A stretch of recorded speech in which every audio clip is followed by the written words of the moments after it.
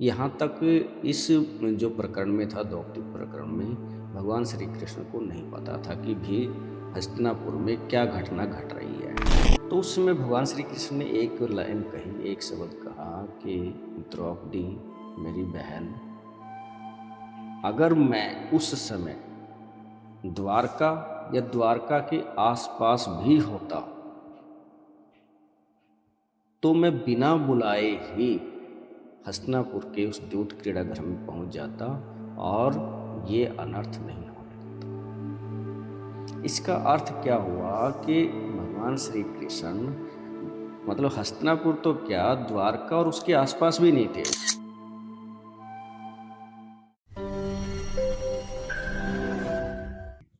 नमस्कार दोस्तों, मैं हूं राजेंद्र दत्त और आप देख रहे हैं अर्थ प्रकाश टीवी। कर्मयोगी कृष्ण, आप हमारी इस सीरीज को बहुत प्यार दे रहे हैं। आप सबका बहुत बहुत धन्यवाद कि आप बहुत ज्यादा प्यार और स्नेह दे रहे हैं हमारे इस सीरीज को। कर्मयोगी कृष्ण, पिछले एपिसोड्स में हमने जाना कि भगवान श्री कृष्ण कैसे कर्मयोगी थे, वैज्ञानिक थे, कर्मठ थे, या यूं कहें कि बहुत बड़े महर्षि थे। तो अब पांडवों से मिलने के बाद किस तरह के प्रकरण होते हैं और किस तरह की भूमिकाएं बनती हैं महाभारत युद्ध के लिए, इसी पर चर्चा चल रही है। और इस सब पर चर्चा करने के लिए मेरे साथ इस पुस्तक के कर्मयोगी कृष्ण जो पुस्तक है उसके रचयिता, उसके लेखक श्री कृष्ण कुमार आर्य जी मेरे साथ हैं। आइए उनसे जानते हैं कि आगे, क्योंकि पिछले एपिसोड में हम लोगों ने जाना कि द्रौपदी का जो चीरहरण हुआ उसमें भगवान श्री कृष्ण की क्या भूमिका रही, द्रौपदी ने कैसे अपना बचाव किया, और आज हम जानते हैं कि पांडवों का जो वनवास हुआ था उसमें भगवान श्री कृष्ण का क्या रोल था, क्या भूमिका रही उसमें। इन सब पर चर्चा करने के लिए मेरे साथ हैं श्री कृष्ण कुमार आर्य जी। कृष्ण कुमार जी, सबसे पहले तो आपका स्वागत है हमारे स्टूडियो में। धन्यवाद जी, आपका भी और आपके दर्शकों का भी बहुत बहुत। कृष्ण कुमार जी, पिछले जो एपिसोड्स रहे हैं उनमें हमने भगवान श्री कृष्ण के बारे में जाना कि वो किस तरह से कर्मयोगी थे, किस तरह से वो कर्मठ थे, किस तरह से एक युग पुरुष थे, या वैज्ञानिक थे, या महर्षि थे। उसके बाद पांडवों की एंट्री होती है, उस पर भी हम लोग 2 एपिसोड कर चुके हैं। और पिछले एपिसोड में द्रौपदी के चीरहरण की बात हुई। उसके बाद पांडवों का वनवास होता है। पांडवों का जो वनवास था उसमें भगवान श्री कृष्ण का उस पूरे वनवास काल के दौरान क्या रोल रहा है, इसके बारे में थोड़ा बताइए आप हमारे दर्शकों को। देखिए राजेंद्र जी, भगवान श्री कृष्ण जब पांडवों से मिले पहली बार, वो मिले थे द्रुपद के दरबार में जी। और उसके बाद फिर वो हस्तिनापुर गए। हस्तिनापुर से उन्होंने फिर इंद्रप्रस्थ का निर्माण किया और इंद्रप्रस्थ में राजसूय यज्ञ हो चुका था जी। और उसमें भी भगवान श्री कृष्ण की अहम भूमिका रही थी। तो दुर्योधन राजसूय यज्ञ के कारण से काफी खिन्न था, बड़ा दुखी था कि एक भाई उसका सम्राट बन गया पूरी दुनिया का।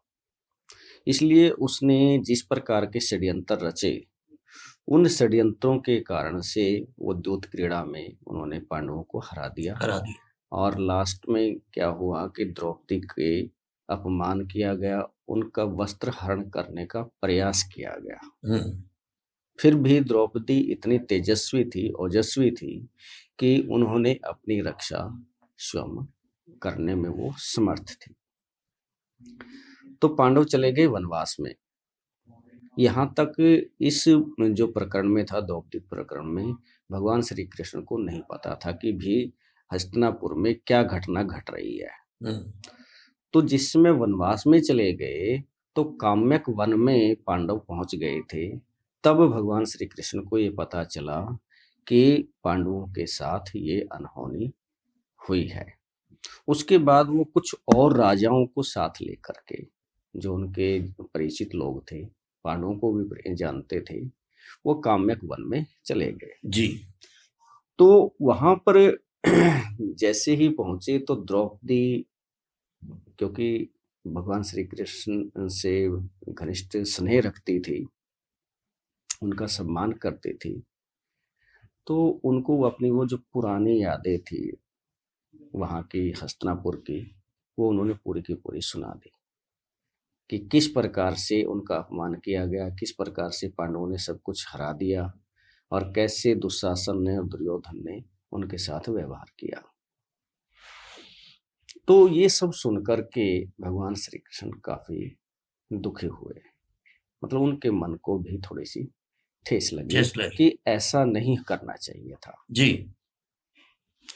तो उस समय भगवान श्री कृष्ण ने एक लाइन कही, एक शब्द कहा कि द्रौपदी मेरी बहन, अगर मैं उस समय द्वारका या द्वारका के आसपास भी होता तो मैं बिना बुलाए ही हस्तिनापुर के उस द्यूत क्रीड़ा घर में पहुंच जाता और ये अनर्थ नहीं होने देता। इसका अर्थ क्या हुआ कि भगवान श्री कृष्ण मतलब हस्तिनापुर तो क्या, द्वारका और उसके आसपास भी नहीं थे, वो कहीं और दूर थे अपने किसी कार्य से, अपने अपने औज को बढ़ाने के लिए, जो भी उनकी तपस्या का दिनचर्या रहती थी। तो इस प्रकार से वहां पर वो बीच बीच में जाते भी रहे, उनके पास उनको मार्गदर्शन भी देते रहे, अर्जुन को भी मार्गदर्शन देते रहे कि भाई आप अपने जो है अभ्यास कीजिए, अस्त्र शस्त्रों को इकट्ठा कीजिए, जो दिव्यास्त्र है उनको एकत्रित कीजिए। तो लास्ट में क्या हुआ कि अज्ञातवास का उनका समय आ गया। हालांकि भगवान श्री कृष्ण को इनका पता था, उनकी जो एक्टिविटी चलती थी, जो भी उनकी क्रियाकलाप होते थे, उनकी जानकारी वो रखते थे। तो अज्ञातवास के दौरान वो विराट नरेश में के उसमें विराट नगर में पहुंच गए। वहां पे 1 साल उन्होंने बिताया। फिर कुछ एक घटना होगी कीचक वध की, जो कि भीम ने उसको कीचक को मार दिया, जिसके कारण से उनका पता चल गया कि वो कहाँ पर है। फिर हालांकि हस्तिनापुर से भी जो है आक्रमण किया गया विराट नरेश पे, और एक सुशर्मा नाम के एक राजा होते थे, उन्होंने भी आक्रमण किया। चलो वो एक सेपरेट मैटर है। तो मैं एक भगवान श्री कृष्ण के विषय में बताना चाहता हूँ कि जिस समय पांडवों को विराट नरेश ने पहचान लिया कि भाई ये पांडव है, तो उन्होंने अपनी पुत्री का विवाह अर्जुन से करना चाहा, परंतु अर्जुन ने उसे अपनी पुत्र वधू के रूप में, अभिमन्यु की भार्या के रूप में उसको स्वीकार कर लिया। तो इस पूरे प्रकरण में पांडवों की तरफ से हस्तिनापुर में भी आमंत्रण भेजा गया, द्वारका में भेजा गया, और उनके जो परिचित राजा थे, द्रुपद थे और सब, उनको भेजा। तो वहां पर वो पहुंच गए। अभिमन्यु का विवाह हुआ। अभिमन्यु के विवाह के दौरान, क्योंकि जो मेन कड़ी थी इस पूरे घटनाक्रम की, वो क्या था, पांडवों का वनवास ही था। तो उस दौरान सभी राजा महाराजा जो उनसे परिचित थे वो इकट्ठे हो गए।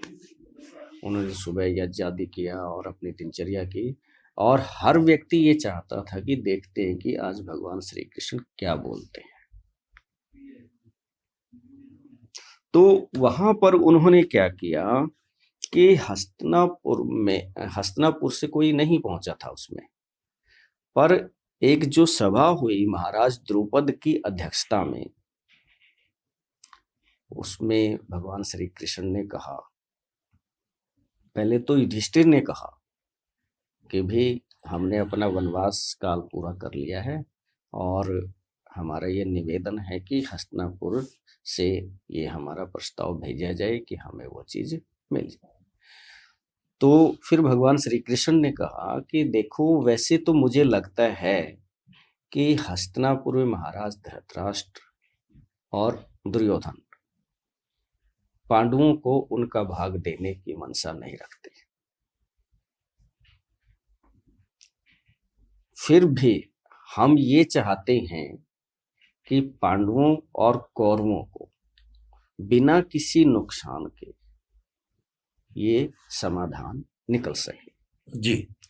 तो महाराज द्रुपद ने फिर वो एक प्रस्ताव दिया कि यदि सहमत हो पूरी सभा, तो उनके पुरोहित को हस्तिनापुर में भेज दिया जाए, और वो ये प्रस्ताव उनके सामने रखे कि अब पांडवों ने अपना सब काम कर दिया है, जो वनवास काल पूरा वनवास कर लिया, पूरा अज्ञातवास है, पूरा कर लिया। और अब उनको उनका भाग दे दिया है जी। जी जी तो इस तरह से पूरे जो उनका वनवास काल था, भगवान श्री कृष्ण उनसे जुड़े रहे। जी। महाभारत के युद्ध की बात करते हैं। दुर्योधन जो है वो अक्सर भगवान श्री कृष्ण से दूर रहते थे, यूं कहें कि एक तरह से उनको इग्नोर करते थे, उनसे मिलना जुलना नहीं चाहते थे। लेकिन जब महाभारत युद्ध में साथ देने की बात आई तो वो श्री कृष्ण के पास मदद मांगने के लिए पहुंच गए। इसके पीछे के क्या कारण रहे हैं कि क्यों वो मदद मांगने भगवान श्री कृष्ण के पास पहुंचे? ये सारा प्रकरण क्या है? देखिए, जो जिस समय महाराज द्रुपद का पुरोहित हस्तिनापुर में गया, उन्होंने वो प्रस्ताव रखा, भाई इस तरह पांडवों को उनका भाग दे दिया जाए। तो पांडवों को उनका भाग देने की उनकी कोई मंशा नहीं थी। जी। वो चाहते ही नहीं थे कि पांडवों को कोई भी भाग दिया जाए। तो इसलिए उन्होंने मन बना लिया था कि अब इसका कोई विकल्प यदि है तो वो युद्ध है। उनके पुरोहित को तो उन्होंने भेज दिया कि भी हम किसी संदेश वाहक को भेजेंगे इस पूरे प्रकरण पे अपने विचार देकर के। पर शकुनी जो है बड़ी कुटिल बुद्धि का था, उसने युद्ध की तैयारी शुरू कर दी। और उस समय की राजा महाराजाओं में जो द्वारका की सेना थी वो बहुत ही बलशाली मानी जाती थी, और वो ये समझते थे कि अगर द्वारका की सेना जिस भी पक्ष में हो गई तो उसकी विजय निश्चित है। तो इसलिए शकुनी ने अपनी कुटिलता से दुर्योधन को भगवान श्री कृष्ण के पास द्वारका में भेज दिया जी। और उनसे प्रार्थना की, उसको समझाया कि भाई आप उनसे प्रार्थना करो कि हमें भी युद्ध में सहायता दी जाए। तो दुर्योधन जब द्वारका गया तो उस समय भगवान श्री कृष्ण जिस अपने कक्ष में सो रहे थे, तो सोते हुए वो जाकर के उनके सिरहाने कोई बैठने के लिए जगह थी, तो वो उस पर बैठ गए। कुछ ही समय के बाद अर्जुन भी वहां पे आ गए, तो वो भी सोता हुआ देख करके वो भगवान श्री कृष्ण के चरणों की तरफ खड़े हो गए। तो जैसे ही भगवान श्री कृष्ण की नींद खुली तो उनकी सबसे पहली नजर अर्जुन पे पड़ी। तो कहने लगे, अरे पार्थ तुम आए हो? तो बीच में फिर वो भी बोल पड़े, जी हाँ मैं भी आया हूँ।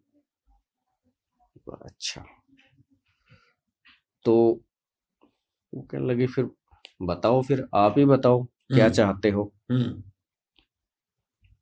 वो कहने लगे कि वासुदेव आपको पता है कि युद्ध की लगभग ठहर चुकी है, और अर्जुन के और मेरे आपके साथ एक जैसा ही रिश्ते नाते हैं, एक ही जैसा हमारे साथ संबंध है जी। इसलिए मैं चाहता हूं कि जो द्वारका की तरफ से मुझे भी युद्ध में सहायता मिली जाए। तो उस समय भगवान श्री कृष्ण ने कहा, ठीक है, मुझे आप दोनों की सहायता करनी पड़ेगी। वो कहने लगी कि मेरे पास अर्बुद गोपों की, अर्बुद वहां पे एक नाम का है, गोप जो गोप है, गोपियां जिससे बनता है गोप, अर्बुद गोपों की बहुत बलशाली सेना है, और उस सेना का नाम है नारायणी सेना। तो एक तरफ तो वो नारायणी सेना है, दूसरी तरफ मैं अकेला हूं, और वो भी निहत्था, युद्ध में अस्त्र शस्त्र नहीं उठाऊंगा। तो उसने दुर्योधन को कहा कि दुर्योधन, अर्जुन तेरे से छोटा है, इसलिए मांगने का पहला अधिकार उसी का है। तो उसने कहा, अर्जुन बताओ तुम्हें क्या चाहिए, तुम्हें मेरी सेना चाहिए या निहत्था कृष्ण चाहिए? तो अर्जुन ने कहा, वासुदेव मैं तो आपको आपसे ही मांग रहा हूं कि मुझे सेना से सहायता नहीं चाहिए, मैं तो आपसे सहायता चाहता हूं, और आप मेरा सारथी बनने का सौभाग्य मुझे दे। तो दुर्योधन सेना लेकर के खुश होकर के चला गया। तो इस प्रकार से दुर्योधन जो है वो एक कुटिलता के चलते हुए वसुदेव कृष्ण के पास पहुंचे और सहायता मांगी। धृतराष्ट्र ने पांडवों को इंद्रप्रस्थ के बारे में एक संदेश भेजा था। क्या संदेश था वो? देखिए, वो जब महर्षि दोम्यक जो भेजे थे वहां पे द्रुपद के पुरोहित जी, उनको ये कह दिया था कि मैं अपनी संदेशवाहक के द्वारा पांडवों को संदेश भेजूंगा। जी। फिर महाराज धृतराष्ट्र ने जो है संजय को भेजा और संजय उस बीच में जो है भगवान श्री कृष्ण अर्जुन के साथ ही द्वारका से विराटनगर भी आ गए थे। उनके सामने ही संजय आ गया। तो उसने संजय ने कहा, युधिष्ठिर ने पूछा पहले उससे कि बताओ पिता, ज्येष्ठ पिता ने क्या संदेश हमारे लिए भेजा है।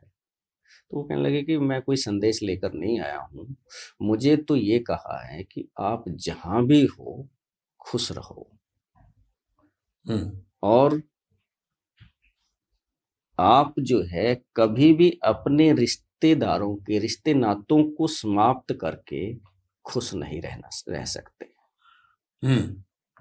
तो इसलिए महाराज धृतराष्ट्र की तरफ से ऐसा कोई संदेश मैं लेकर के नहीं आया। तो वो चला गया। तो उस पर फिर भगवान श्री कृष्ण ने कहा कि संजय का संदेश सबने सुन लिया है और मुझे नहीं लगता कि महाराज धृतराष्ट्र और दुर्योधन पांडवों को उनका भाग देने की कोई विचार भी रखते हैं। जी। तो इस पर सभा में काफी मंथन हुआ। मंथन के दौरान ये बात निकल के आई, उससे पहले युधिष्ठिर भी बड़े चिंतित थे कि जी अब तो हमारा कोई सहायता करने वाला, सहयोग करने वाला भी नहीं है और मुझे तो लगता ही नहीं है कि पितामह भीष्म, द्रोणाचार्य और इतने बड़े बड़े महारथी हैं, उनके सामने हम कुछ लोग कैसे टिक पाएंगे। तो फिर उन्होंने कृष्ण से कहा कि वासुदेव, अब मैं हमारी तो पूरी की पूरे जो मतलब हम ये समझते हैं कि आपके अतिरिक्त और कोई हमारी सहायता नहीं कर सकता, हम तो पूरी तरह से आप पर निर्भर है, इसलिए आप ही कोई रास्ता निकालें। जी। शांति दूत बनने के उपरांत पांडवों ने श्री कृष्ण भगवान से क्या निवेदन किया था? तो जिस समय ये उनकी बैठक चल रही थी और उस समय भगवान श्री कृष्ण ने क्या कहा कि यदि ये सभी सभासद मुझ पर विश्वास रखते हैं तो मैं एक अंतिम प्रयास और कर लेता हूं, और वह है कि मैं स्वयं हस्तिनापुर में शांति दूत बनकर जाऊंगा। तो सभी ने अपनी सहमति प्रकट कर दी। तो भगवान श्री कृष्ण का हस्तिनापुर जाने का कार्यक्रम तय हो गया।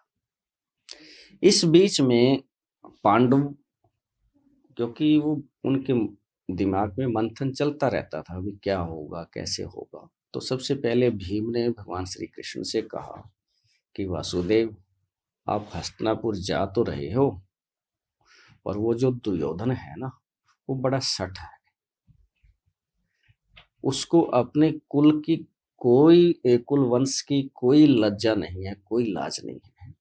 वह अपने सामने कुल का विनाश भी कर दे तब भी उसको किसी तरह की शर्म नहीं है। इसलिए मेरी एक विनती है कि उसको बड़े प्यार से, स्नेह से समझाना। इसी तरह से अर्जुन ने कहा। अर्जुन ने भी कहा कि वासुदेव, जो भीम कह रहे हैं वो थोड़ा सा विचारणीय है।